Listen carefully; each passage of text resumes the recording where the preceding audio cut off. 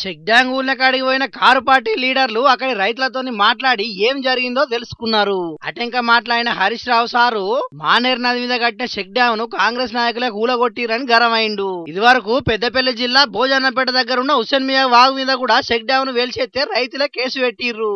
అయినా కూడా పోలీసులు ఇప్పటి వరకు దోషులను పట్టుకోలేదు.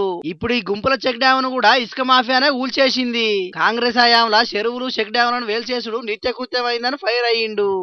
జిలెటిన్లు చూస్తా ఉంటే ఆనాడు కాంగ్రెసే కుట్ర చేసిందేమో, మేడిగడ్డ దగ్గర కూడా గిలెటిన్లు పెట్టినరేమో, బ్లాస్ట్ చేసిండ్రేమో అనే అనుమానాలు కూడా బలపడతా ఉన్నాయి.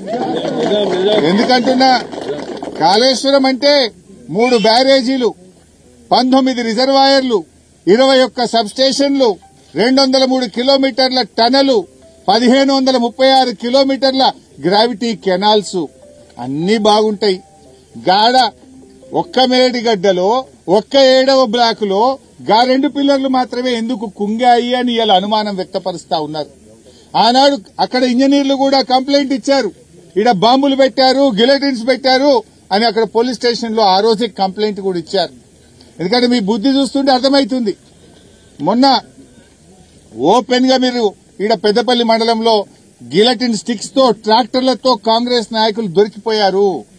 ఇవాళ జమ్మికుంట రూరల్ మండలంలో చెక్ డ్యాం ను పేల్చారంటేనే మీ నీతేందో, మీ ఆలోచన ఏందో అర్థమైతుంది. మేడిగడ్డ పిల్లర్ను సుతం కాంగ్రెస్ వాళ్ళే బాంబులు పెట్టి కూలగొట్టినట్టున్నారని పెద్ద బాంబే వేల్చిండు హరీష్ అన్న. ఆడ బాంబులు పెట్టిరని ఇంజనీర్లు అప్పుడే ఫిర్యాదు కూడా ఇచ్చిర్రట. కాకుంటే దాని మీద విచారణ ఎత్తలేరట పోలీసులు. ఇక హైదరాబాద్ లోనేమో ఇండ్లు, ఇక్కడనేమో చెరువులు చెక్ డ్యాములు కూలగొడుతున్నారని ఫైర్ అయ్యిండు. తెలంగాణను సస్యశ్యామలం చేసేందుకు కేసీఆర్ కట్టుకుంటే కాంగ్రెస్ వాళ్ళు కూలగొడుతున్నారన్న హరీష్ రావు ఎండాకాలం లోపట్నే మళ్ళా చెక్ డ్యాం కట్టాలని డిమాండ్ చేసిండు. మరిగా దీని మీద ప్రభుత్వం ఎట్లా స్పందిస్తుందో ఏం కథనో చూడాలిగా.